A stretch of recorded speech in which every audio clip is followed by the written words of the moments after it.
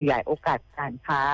ภายใต้การยกระดับความตกลงการค้าเสรีอาเซียนจีนก่อนเข้าร่วมการประชุมสุดยอดอาเซียนจีนครั้งที่ 28 เพื่อกระชับความร่วมมือทางเศรษฐกิจการลงทุนและนวัตกรรมเทคโนโลยีในภูมิภาคต่อด้วยการหารือทวิภาคีกับนายทุนมาเนตนายกรัฐมนตรีแห่งราชอาณาจักรกัมพูชาต่อด้วยการหารือทวิภาคีกับนายทุนมาเนตนายกรัฐมนตรีแห่งราชอาณาจักรกัมพูชา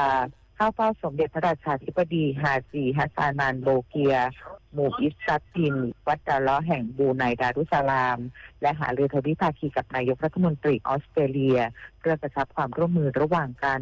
จากนั้นในช่วงเที่ยงนายกรัฐมนตรีจะเข้าร่วมการประชุมสุดยอดอาเซียนนิวซีแลนด์สมัยพิเศษซึ่งเป็นส่วนหนึ่งของการฉลองครบรอบ 50 ปีความสัมพันธ์อาเซียนนิวซีแลนด์เพื่อร่วมผลักดันแนวทางการเสริมสร้างเศรษฐกิจยั่งยืนและความมั่นคงของห่วงโซ่อุปทานก่อนเดินทางกลับกรุงเทพมหานครผลิตนาถ ขวัญแสนสุขรายงานจากกรุงกัวลาลัมเปอร์ประเทศมาเลเซียกรุงเทพมหานครพร้อมดูแลและอำนวยความสะดวกประชาชนเข้าสักการะพระบรมศพสมเด็จพระนางเจ้าสิริกิติ์พระบรมราชินีนาถพระบรมราชชนนีพันปีหลวงอย่างเต็มที่นายเอกวรัญยูอมรปานโฆษกกรุงเทพมหานครกล่าวว่า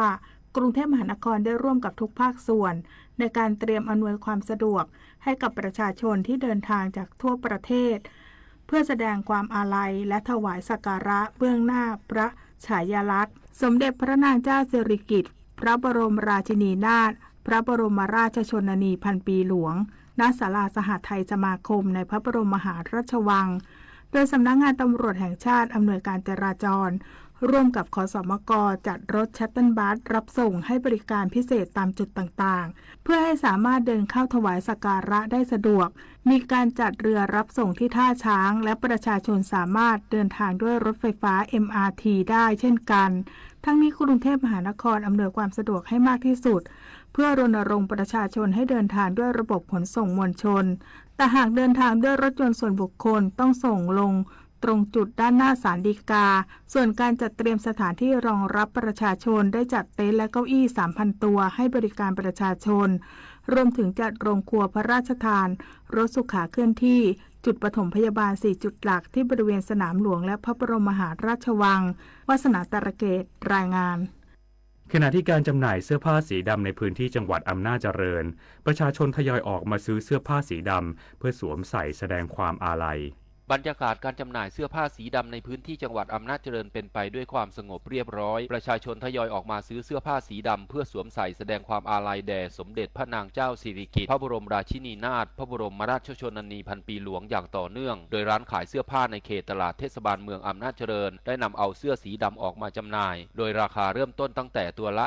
130 บาทโดยมีทั้งเสื้อเชิ้ตเสื้อโปโลคอปกเสื้อยืดรวมไปถึงผ้าไทยสีดำซึ่งราคาในการจำหน่ายเสื้อผ้าสีดำยังอยู่ในราคาปกติไม่ได้เพิ่มราคาขึ้นหรือฉวยโอกาสแต่อย่างใดเพื่อให้ประชาชนทุกกลุ่มสามารถหาซื้อเสื้อผ้าสีดำได้อย่างทั่วถึงโดยเฉพาะเสื้อยืดและเสื้อเชิ้ตสีดำที่ได้รับความนิยมเป็นอย่างมากในช่วงนี้ขณะที่สำนักงานพาณิชย์จังหวัดอำนาจเจริญได้จัดเจ้าหน้าที่ลงพื้นที่ติดตามสถานการณ์ราคาอย่างใกล้ชิดเพื่อป้องกันการฉวยโอกาสขึ้นราคาพร้อมขอความร่วมมือผู้ประกอบการทุกแห่งจำหน่ายสินค้าในราคาที่เป็นธรรมเพื่อให้ประชาชนสามารถร่วมถวายความอาลัยด้วยจิตอันบริสุทธิ์และสมเกียรติแห่งความจงรักภักดีพงศิริศรีหานามสวท.อำนาจเจริญรายงาน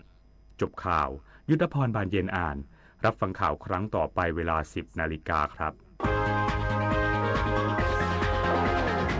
ติดตามข่าวที่นำเสนอไปแล้วได้ที่ www.thainews.prd.go.th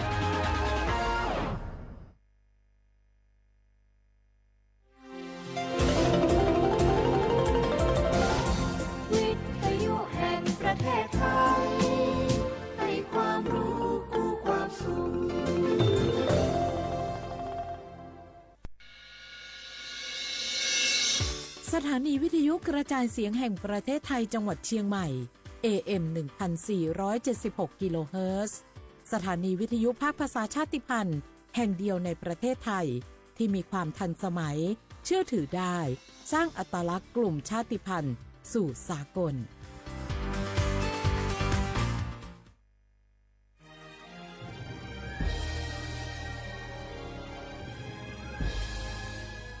เกิดเป็นคนไทยเติบโตบนผืนแผ่นดินไทยจงภูมิใจในความเป็นไทย ชาติไทยเรานั้นนับเป็นชาติที่มีความเป็นมาเก่าแก่ยาวนานเรามีภาษาวัฒนธรรมและมีสิ่งต่างๆที่เป็นเอกลักษณ์ให้เราได้ภาคภูมิใจในความเป็นคนไทยเราควรเห็นคุณค่าและมีความรักชาติหวงแหนแผ่นดินอันเป็นมรดกของบรรพชน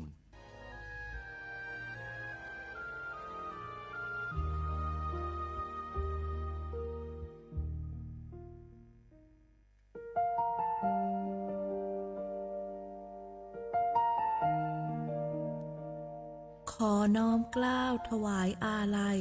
สมเด็จพระพันปีหลวงพระแม่แห่งแผ่นดินผู้ทรงเมตตาเหนือเกล้าขอพระองค์เสด็จสู่สวรรคาลัยข้าพระพุทธเจ้าข้าราชการและเจ้าหน้าที่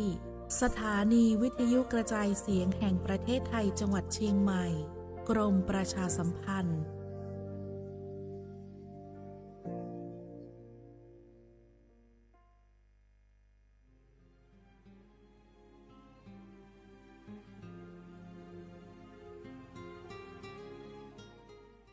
This is a moment of profound grief for the Kingdom of Thailand. The collective voices of Radio Thailand Chiang Mai, join the Thai nation in mourning the passing of our beloved Queen Martha, Her Majesty Queen Sirikit.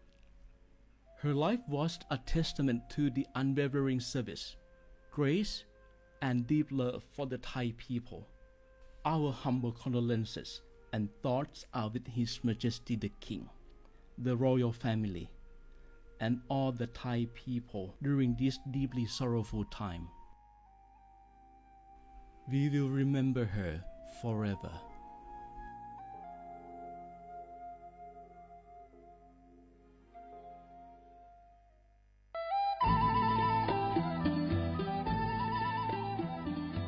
จังหวัดลำพูนโดยสำนักงานวัฒนธรรมจังหวัดลำพูนขอเชิญชวนทุกท่านร่วมย้อนวันวานสัมผัสมนต์เสน่ห์ตลาดวัฒนธรรมถนนสายวัฒนธรรมย่านเมืองเก่าข่วงพันปีถนนรถแก้วชวนมาชมชิมช็อปกับสินค้าพื้นเมืองของกินบ้านเฮามากกว่า100ร้านค้าพร้อมชมการแสดงศิลปะวัฒนธรรมล้านนาและกิจกรรมดีๆจากชุมชนท้องถิ่นทุกวันเสาร์และอาทิตย์ตั้งแต่วันที่25ตุลาคม2568ถึง4มกราคม2569ระหว่างเวลา 14 นาฬิกาถึง 21 นาฬิกาณตลาดวัฒนธรรมถนนสายวัฒนธรรมย่านเมืองเก่าข่วงพันปีถนนรถแก้วอำเภอเมืองลำพูนจังหวัดลำพูนร่วมแต่งผ้าเมืองใส่เสื้อผ้าเมืองเดินย้อนวันวานเก็บภาพความประทับใจในย่านเมืองเก่าแล้วคุณจะหลงรักเสน่ห์เมืองลำพูนเส้นทางสายหมอกที่สวยที่สุดในเมืองแพร่กำลังรอทุกคนไปวิ่งด้วยกันครับทุกก้าวของคุณคือพลังของลมหายใจชวนเพื่อนชวนครอบครัวมาวิ่งฝ่าสายหมอกเพื่อโรงพยาบาลแพร่ในวันอาทิตย์ที่ 7 ธันวาคม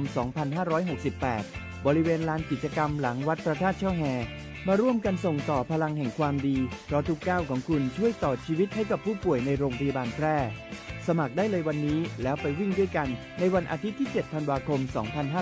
2568 พบกันบริเวณลานกิจกรรมหลังวัดพระธาตุช่อแฮนะครับ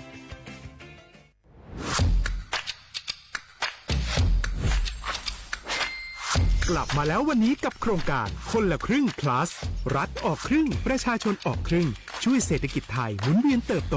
ถ้าเราช่วยกัน plus ต่อยอดให้เศรษฐกิจไทยเติบโตอย่างยั่งยืนด้วย5 plus plus ที่ 1 เพิ่มช่วงอายุผู้เข้าร่วมโครงการจาก18ปีเป็น16ปีplus ที่ 2 เพิ่มวงเงินใช้จ่ายจาก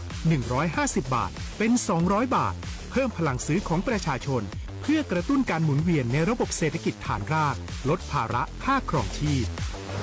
plus ที่ 3 เพิ่มสิทธิพิเศษด้วยการดูแลผู้ที่อยู่ในระบบภาษีให้ได้รับสิทธิพิเศษมากขึ้นเพื่อสร้างแรงจูงใจให้ทุกคนร่วมอยู่ในระบบอย่างโปร่งใส plus ที่ 4 เพิ่มโอกาสให้นิติบุคคลขนาดเล็กเข้าร่วมได้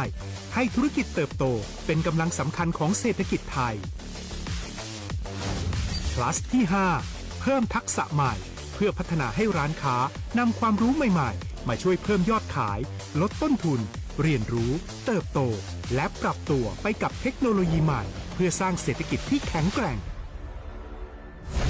จากคนละครึ่งสู่คนละครึ่ง plus ไม่ว่าจะสั่งข้าวคนละจานชาเขียวคนละแก้วขนมเค้กคนละชิ้นหรือหลายๆชิ้นก็ใช้ส่วนลดได้ทันทีสูงสุดวันละ200 บาทแถมใช้กับฟู้ดเดลิเวอรี่ก็ยังได้สำหรับประชาชนไทยอายุ 16 ปีเป็นต้นไปสมัครรับสิทธิ์ผ่านแอปพลิเคชันเป๋าตังวันที่ 20-26 ตุลาคม 2568 สำหรับร้านค้าที่สนใจร่วมโครงการสมัครได้ผ่านแอปถุงเงินวันที่ 15 ตุลาคมถึง 19 ธันวาคม 2568 แล้วเตรียมพร้อมรับลูกค้าจากทั่วประเทศเพราะนี่คือโครงการที่คนไทยทุกคนช่วยกัน plus เพื่อให้เศรษฐกิจไทยโตไปพร้อมกันโครงการคนละครึ่ง plus ดำเนินการภายใต้เป้าหมายที่ชัดเจนของรัฐบาลในความต้องการกระตุ้นเศรษฐกิจลดภาระค่าครองชีพให้ประชาชนและยกระดับศักยภาพผู้ประกอบการไทยให้พร้อมในยุคดิจิทัลโดยยังคงยึดหลักความโปร่งใสตรวจสอบได้และป้องกันการใช้สิทธิ์ที่ผิดวัตถุประสงค์คนละครึ่ง plus เพิ่มพลังเศรษฐกิจไทยพร้อมโตไปด้วยกัน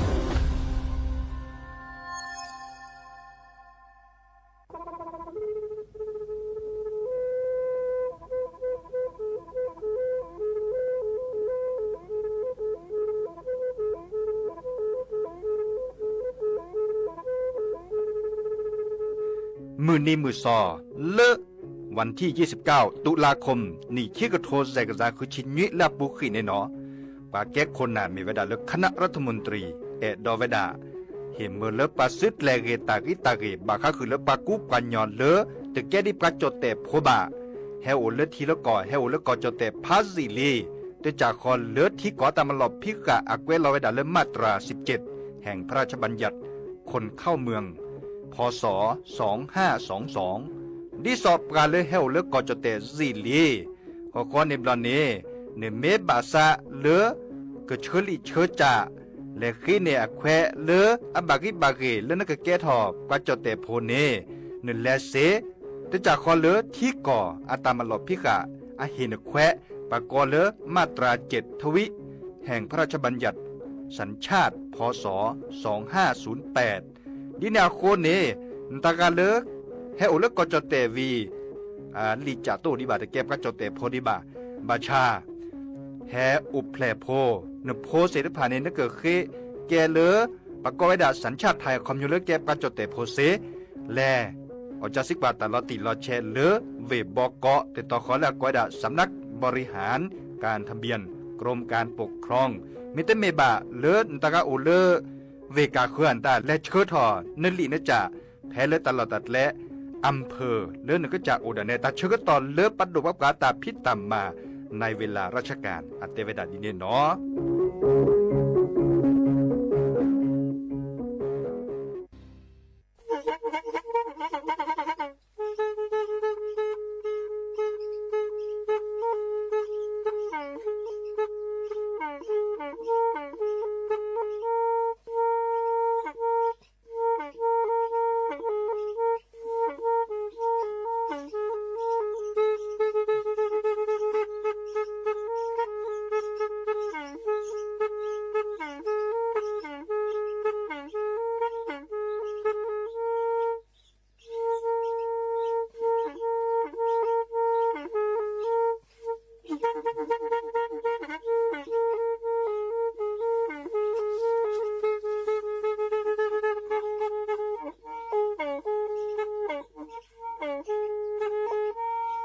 แทอีวิทยุกลือหลอก็จะแตะเวกีแม่ตะกะโทนลิกะจานยุ้ยชื่อคือกิโลเฮิรตซ์ตาเชอกระตอบเปอปากระหลือปากระยอกหลอกตืออีสู้อเมญาเปก็เห็นเหล่านั้นและตาสูมือซ้ำมือตากระเจาะตาแลกแก็บดูแก็บโผลและติเลื่อนนกออัตโคเนและกะนาหลอเจอบาค่าคือตาสูมือซ้ำมือสก้อเนาะ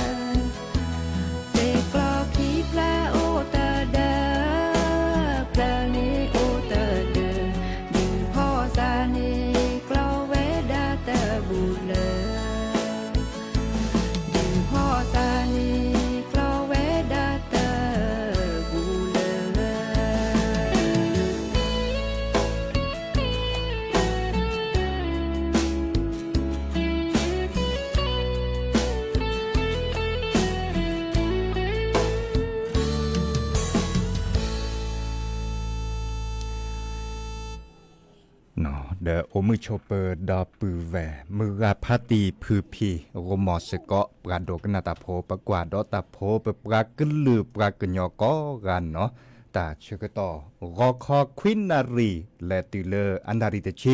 ตลอดตัดเลอวิทยุกลือหลอก็จเตเวกีแม่แต่ตอนนี้เนาะเรดิโอไทยแลนด์เชียงใหม่ตกลอซาดยาเจาะซาปิเสมอเฉลิมสิริวงชัยโลบะตัวโดดตัวเจาะลอซาดยาเดเซเจ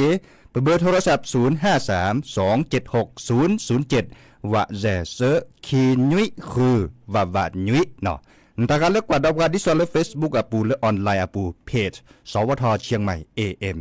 1476กิโลเฮิรตซ์เดอนกดไลค์กดแชร์เซเจเนาะโลบะเกดกนาตาสุมือซ้ำมือตาสวิซาเชอโลบาโตโดโตโจโอเกียวก็ลอซาเดยาเดเซดาคอเนาะมุขอเลจะแปลคือดับแวมบาคาคือเลตาสวิเมวดาเลแม่ลอยอาตาตาสวิตาเชก็ต่อแค่เนอาร์เกเลจะก็แปลบาคาคือเลแกนหนอซาเดเจเมวดาตาเชก็ต่อบาเลปัตเตเลปัดดิโยพาเกบะเลตุเลจอปาอัทวทีอากอเนาะดิซอเลปือพแวพปะจอเตโพเนสิญาเรก็ตลอบาคาคือเลจอปาโมซิโจเวดาเนาะดีแนวโคนี่เดชโมเลปือพอแวพรตากสิญญาเกนเมกว่าดอลเลอร์ Facebook อ่ะปูดิซอลเลตากอปรับพลาลเวดาเพเลอร์เพจสวทเชียงใหม่ AM ตะกโทลีกจานยุ้ยชื่อคือกิโลเฮิรตซ์อันนี้ค่ะเดปึกปรับพลาตากอเมเวดาเลปมาพลาลเลอร์ตากอเนโอลาซูดาวาดิเนลละอาแกตาดิยอพาแกดิซอลเลปัจจเตโพเนเมบาตาเชกต่อเลอปราซิโจคาเด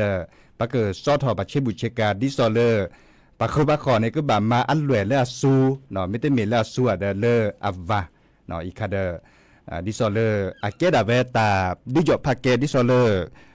กอจเตมาเวดาสกุที่สกุก่อนนี่หรอเนาะไม่บาดแต่เชื่อต่อเลอตาปะกอเลตาสุฮากอซาฮากอค่ะนั่นแลเลอโคแลเลจอปูนแลเลตาพิตามาดิซอเลปราซิจวคาดาดิเนเจเนาะมาจากเราเลปะกากะลือปะกันยอมูเนเชบุเชการตาโอดาเวเลดิซอปะคือปะขอดาเวเนาะปะพลอคิเชกาเลอันแหวนตาเดตเมเทียซูจิบะเนาะบาชาเดไม่มีปาเลโอลคุลเวปัวมูเนเดอาร์เกเลเกิดเลขุดเลโบคอเลปะเตเวดาปราบพลอตาคุตาพอตาดิยอพาแกเลตาพิตามาคาร์คาเนาะเดมือกาพัตีปือโพแวโพจัดถอเลือกอเนาะจัดถอเลือกอเมวดาเลโครงการคนละครึ่ง plus เนาะดิซอเลปากเนซัวเมื่อการเลชุลมีชุลสาวีก็ชอดอมีและหรือวีเช็คกว่ามากกว่าเลแอปพลิเคชันเลเป๋าตังอปูเนี่ยเนาะมากกว่าก็ชอดอเดเล็กกว่าเล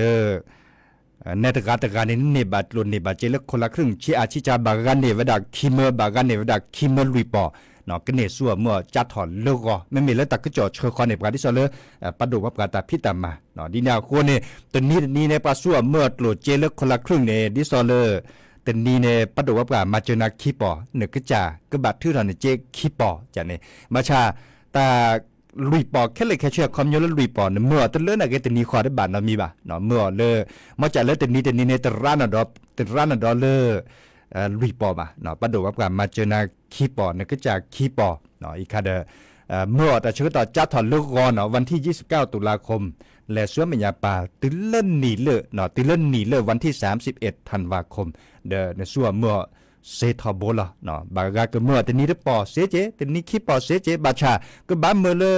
อันเหลือเวดาแต่เชื่อก็ต่อเลินหนีเลยเนาะในเมื่อไม่ได้เหลือโครงการใครในปากทึกขคิกเนาะคอมโยเลตลุดเจเลนส่วนเมื่อดิซอเลตึ้นเหลือบ่ะเนาะตึ้นเหลือบ่ะปากทึกขคิเนาะอีกขาดบัตรค่าหลอดซาเดบัตรประชาเตอประชารัฐบ่ะเนาะประชาเตอประชารัฐค่าอุดเวดาตะคาเนี่ยครับมือกับพัติพื้นพีส่วนเมื่อยออันนี้คันเนี่ยสุดแค่สักแค่ตาเลติเลอร์มือกับพัติพื้นเพียก่อนที่ซอเลเมื่อประชารัฐเจเนาะแค่เลยแค่ช่วยบัตรก็คือเลคนละครึ่ง plus อาเกโอเวดาดีจัดถอนเลือกก่อนเนาะเนี่ยส่วนเมื่อเนาะแล้วก็ดอลเลตาสูมือซ้ำมือตาสวิซาเชอเลอันหนอเจเนาะเบื่อเนาะขอตาเลเมตตลอเนาะกันหนาดกว่าเนาะ เ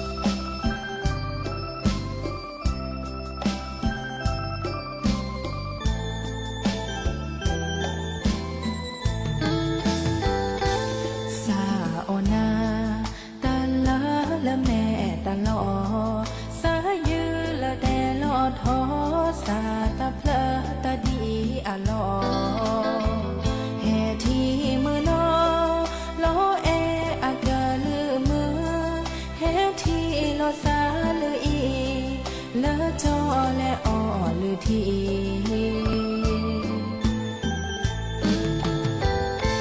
ชาลิเม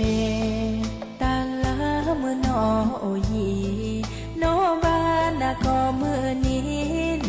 นาสาโอจอเจหาลากาปอกลาโนบานาก็มือหาสาชื่อบานาตากาสาอือนาออลอจอ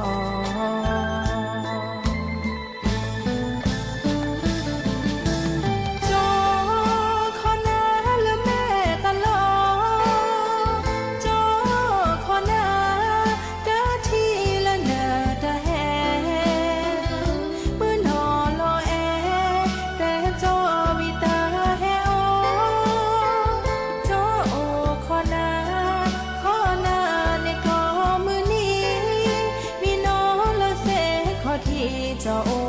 นาและแม่ตลอ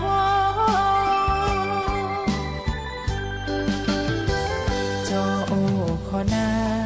มือน้อและแม่ตลอตาบูเพมาผู้ขอเพปะทีโลสาแผ่อีเปิดสาพาขอมาบูผู้ขอโลสาทุพาคนเล่แม่ยาขี้กาละแม่ตลอ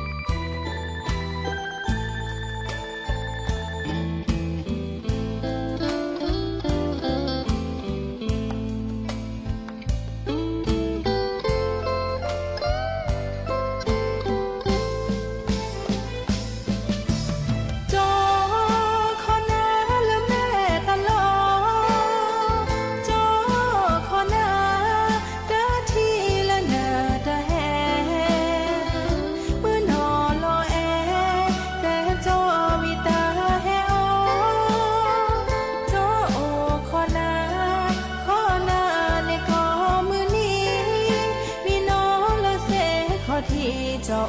ขอนาและแม่ตลอ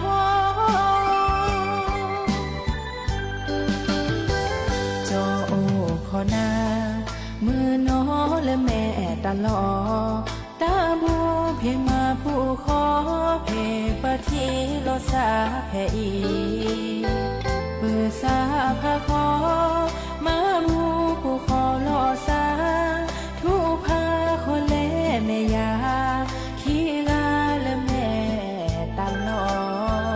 พอตาผู้ดามาบูผู้ขอโลสาเนเปดีเอโลสาเนโอ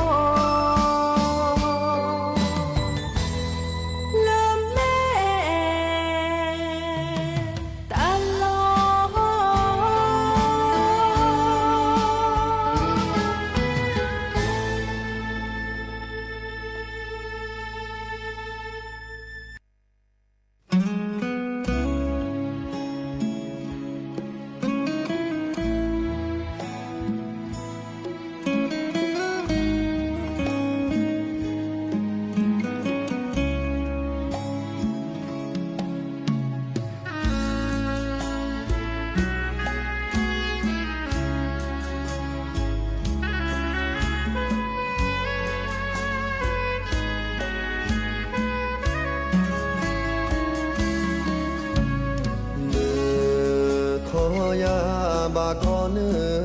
สาจอจือขี้ปาขี้ขอบาบีบามาพอลอเปจือมาออสก็ขี้กาเฮเลเนโอบูยาเนเฮเจกีจะมาตามาเลเลเวพาโดโอดอปตาโชโมโชเกเลเนโกมาออสุญาดิตานาตาพอเตโอ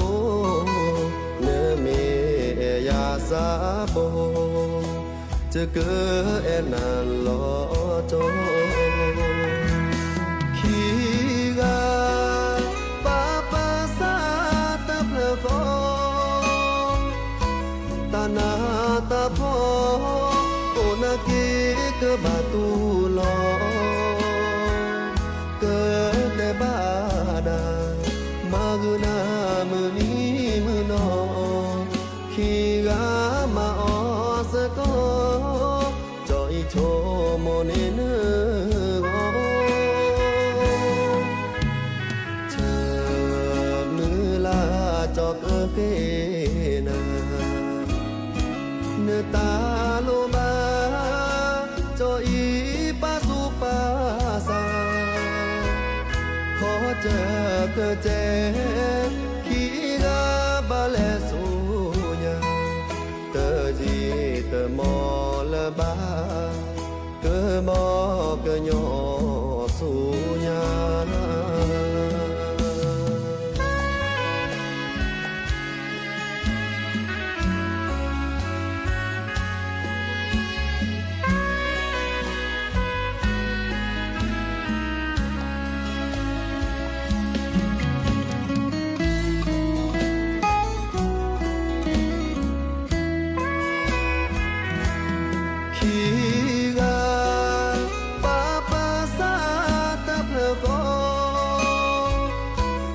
นา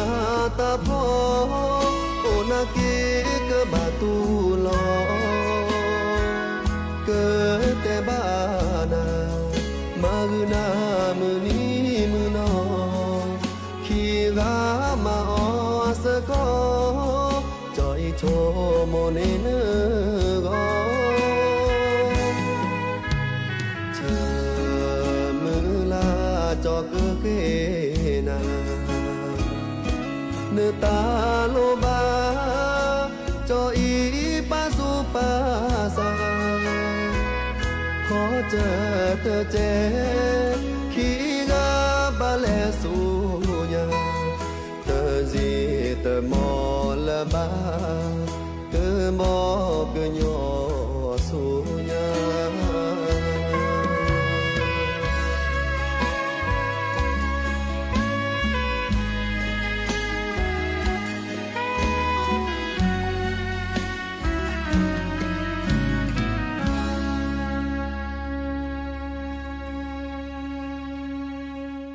เกเตอลินอตาสวิเลอปืออันนันอัตาเตวดาคีกาสะเตเพลคอเนาะเดตากระเจาะโอวดาเลอบาคะคือตาพิตามมาเลอปะเกอปลาพลามาลามากปอดีซอเลปะเกอมาดูทอตาพิตามมามีเกตจากเกเนาะดีซอเลปะกอวดาตาเชกตอเลจอปาโมซิโจอาคาเนเดเต็มด้วยละกาตาโมสิญญาซาแต่พี่ตามาเลอปะผ่าลอปะวางแผนผ่าจะนี่เนาะปะผ่าลอเลดิซอลมือนี้มือซอดินเนปะเกมาบูมาบาดาปะเกสุพรีสัญญาปะเกอุดสักวิซาเชตาพี่ตามาโอดาอาปัวตอเลวางแผนผ่าเวดาเนาะบากกาเต็มด้วยละกาเนาะจาเวดาปะมาเซดิเมเดเซลาเลบาดอเลจอปาโมซิโจอาคาดออีคาในปัดโดวับกาเลรัฐบาลในปราบทะเลาะตะกเจาะมาเซดจาลล้อเนาะแต่กรอขันเนาะแต่มีบ่ะเนาะแต่พี่ตามาตาบูตาบากว่าเล่นในสักเกอดูทอมีว่าอุตสักวีซาเชปะเกลุโคโลแกนตาเซกอมีเนาะบาชาบามีบาจาจาเลอเมชูเตเลเนาะเมชูเตเลคะแนนคอมโยเลนึกว่าเรากาเตวดามาเพลอเกรอตาก็ลูกกอบกันตาเพลเกรตาจะนี่กันเนาะซื้อบาเฮเลอชูเตเลรัตเลบะเนาะมีเวดาเลปดูวับกาเตวดาตาพิตามาเสดภัยปะตกรอกะบะเนาะมาเสดิละลอมาจาลอเลก็บะมาเพลอเกรอบะเตวดาดิเนเนาะคอมโยเลมือกับพัตติปุโพแวโพแล้วก็ดูทอตาพิตามาแล้วนจินคอตมีเกรจากเกมาเซเคเลลอเนาะมาเซเคเลบาชาลอเลสิเตเฮมละลอลลอลเลลอโปละราเลเลบะเนาะเพลเพลเกรบะนี่เนาะอีกาเจอเฮบอบะคือดอปูแวมือกับพัตติเนาะเดปะตะกรอกะนอตมีบะดินาโคเนชั่วโมงละปือพวกพวกก็สิญญาณเปเลือดช่วยเนาะแล้วก็ดอลตาสวีตะเผือดอกขอในบอลในแค่ขอเพื่อกันแลเลือดหรือเลือดทาเนาะตาตือตาเชื่อต่อเลือดเนาะตาสวีตะเผือเอียมีเลปรามมันเลตาโพ เนาะเชิดติเลอดอปปูแวดิซอเลอให้เราเลิกคนละเวปูให้มันหลมมันแล้วตาก็กะเนาะบัดลอตกอตานัตตัดลีบัดลอตกอตาตึมือบาบัดที่บัดโตบัดเลสุเลสานตาบัดกอสุกอสะมือนี้เปิดเชมือลาเจนาเลดิซอเลเนภาสุภาษาเลเนให้มาเกทอเกนเตามูเนาะเนภาสุภาษาเลเนให้คือเนตโลให้คือเนเจให้คือเนตะกุบากุเซียนตาดันกันเนบาดิซอเลเนตาชโมเนก็กาจะนี่เนาะอีกคาดชมิลาจะนาเล่นนี่จะเนาะดีนาโคเนรอคอดนี่ยาจะเกิดเตะไปมอนโกชวดเลเบมือซาพรีเฮเกโตกอลดอซาเลิกแค่มหาดอคุนารีตุเลญนารีเดียาจอซาปิเสมอเฉลิมสิริวงชัยตับลึโอชวดเลก็กันเนาะ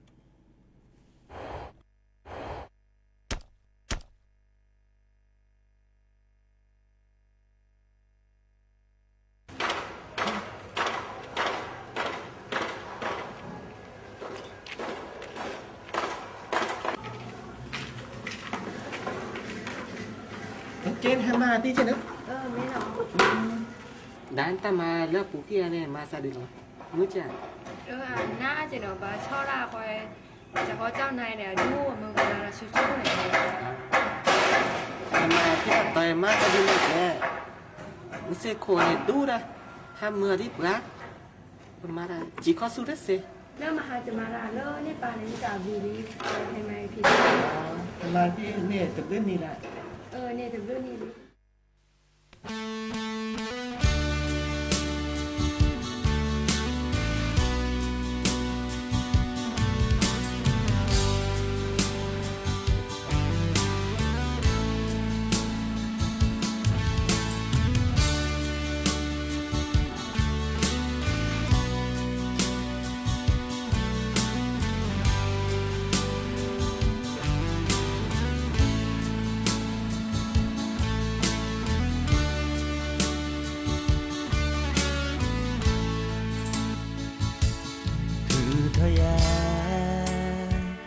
รำมาแลตาโพ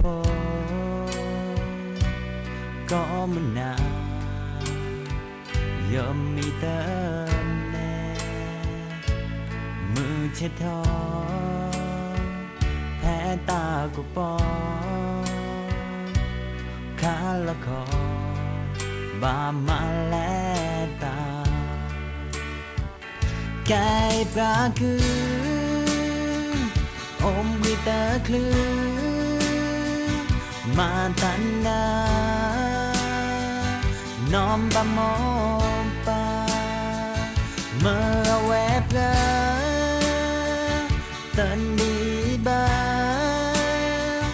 ชมโมตาแม่ที่ลอยว่าก็มันนี้บ้านตาแพ้ดมาตุเสบ้านชลอซามาตาเดือนาแวนดูแลมาแก้วมอเลิมเปิมแม่จี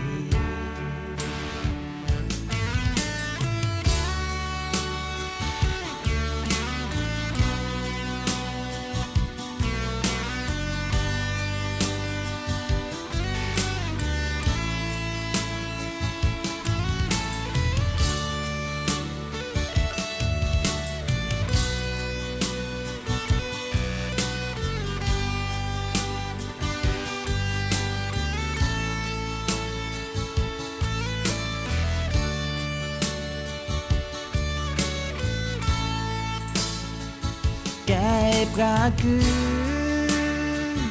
อมวิตาคลือมาตันดาน้อมบะมอมปาเมื่อแวบเกอตันดีบาชมโมตาแม่ที่ลอยว่า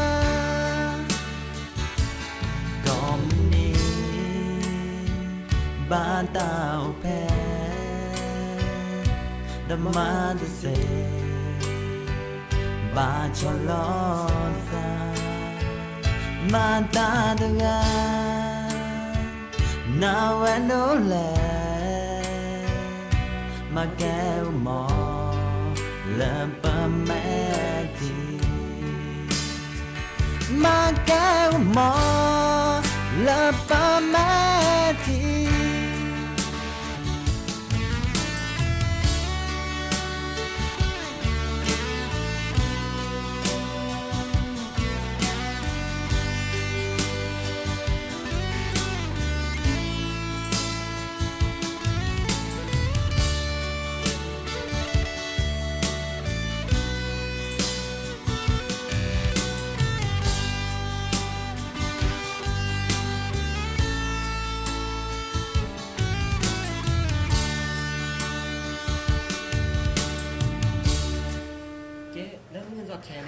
แก้วันเนาะเนี่ย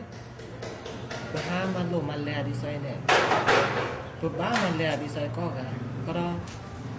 บ้าชุ่มเริ่มโอเดมโมเดมปาได้สิเนี่ยไม่หรอกจ้า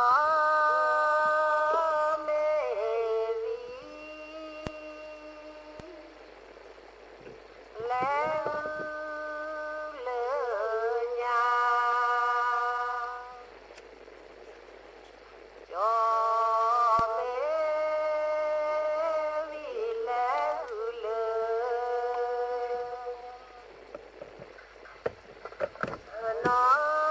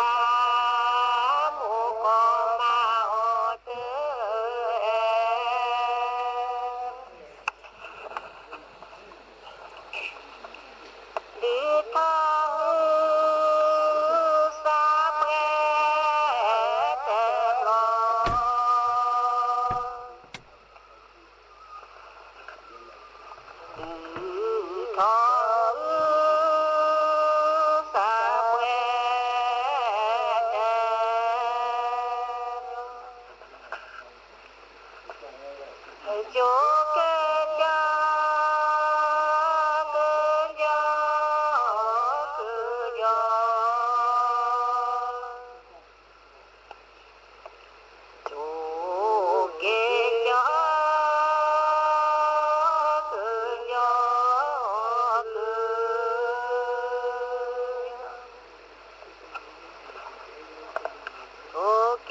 poki besa